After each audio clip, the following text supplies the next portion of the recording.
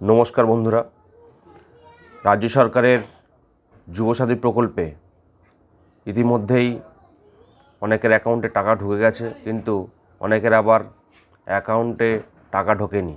আপনার আবেদনপত্রটি ভেরিফিকেশনের পরে গ্রাহ্য হয়েছে কিনা সেটা কিভাবে বুঝবেন, কিংবা আপনার আবেদনপত্রটি ক্যান্সেল হয়েছে কিনা সেটাও কিভাবে বুঝবেন। এছাড়া আবেদনপত্র যদি ক্যান্সেল হয়ে যায় বা ভেরিফিকেশনে পেন্ডিং দেখায় তাহলে কি করতে হবে আপনাকে সব ডিটেলস আলোচনা করব এই ভিডিওতে। জানকারি 7 বাংলাতে সবাইকে স্বাগত জানাই। আশা করি সবাই ভিডিওটিকে দেখবেন। যদি ভালো লাগে লাইক, শেয়ার এবং পারলে একটা সাবস্ক্রাইব করে রাখবেন। তো চলুন আসলে ভিডিওতে। তো মুখ্যমন্ত্রীর গত 7ই মার্চ ঘোষণার পরে 84 লক্ষ আবেদনপত্রের মধ্যে অনেক আবেদনপত্র, বিশেষত যারা অনলাইনে আবেদন করেছিলেন তাদের অ্যাকাউন্টে কিছু টাকা ঢুকেছে। আবার অনেকের মোবাইলে মেসেজ আসছে, যে মেসেজটা এরকম একটি মেসেজ আসছে: প্রিয় যুবসাথী, আমাদের অঙ্গীকার অনুযায়ী বাংলার যুবসাথী প্রকল্পে অন্তর্ভুক্ত হওয়ার জন্য আপনাকে স্বাগত। রাজ্য সরকারের নিজস্ব তহবিল থেকে আর্থিক সহায়তায় প্রথম মাসের 1,500 আপনার ব্যাংক অ্যাকাউন্ট জমা করা হলো। আপনি সুস্থ থাকুন, ভালো থাকুন। তো এই সম্পর্কিত একটি SMS আসছে। আবার অনেকের অ্যাকাউন্টে NEFT থেকে একটি 1,500 টাকা ক্রেডিটেড হওয়ার মেসেজটাও আসছে। তো যাদের আসছে না তারা কি করবেন? তাহলে আবেদনপত্রকে আপনাকে স্ট্যাটাসটা চেক করতে হবে। আবেদনপত্রের যদি স্ট্যাটাস চেক করতে হয় তাহলে আপনার গুগলে লিখতে হবে যুবসাথী এই কথাটি লিখতে হবে, এবং যুবসাথী লিখলে পরে গুগলে যুবসাথীর অফিসিয়াল পোর্টালটি প্রথমেই আসবে, যুবসাথীর অফিসিয়াল পোর্টাল।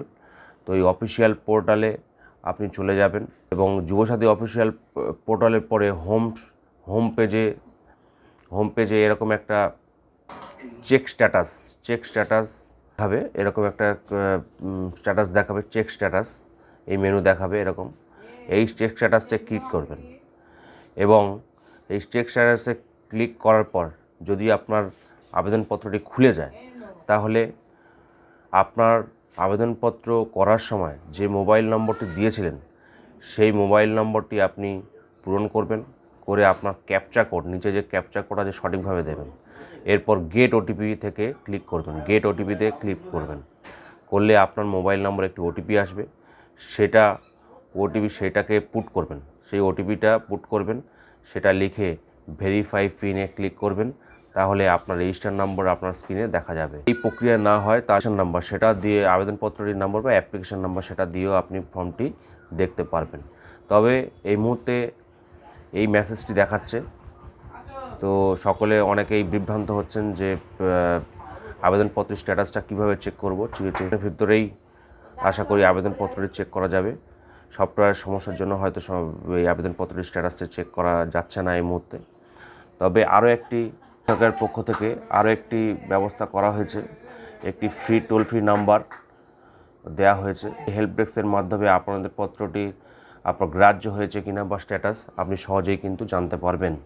এই হেল্প ডেস্ক নম্বরটি স্ক্রিনেও দেখিয়ে দিচ্ছি আর বলেও দিচ্ছি: 62922448 6292248888। এই সময় হচ্ছে সোমবার থেকে শুক্রবার সকাল 10:30 থেকে বিকেল 5:30 পর্যন্ত, সরকারি ছুটির দিন বাদে।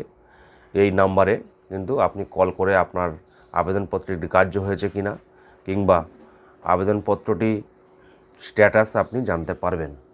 তো বন্ধুরা, এই ছিল আজকের যুবসাথী প্রকল্পের আপডেট।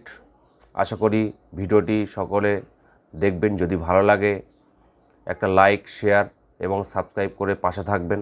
ধন্যবাদ সবাইকে। জয় হিন্দ, জয় ভারত।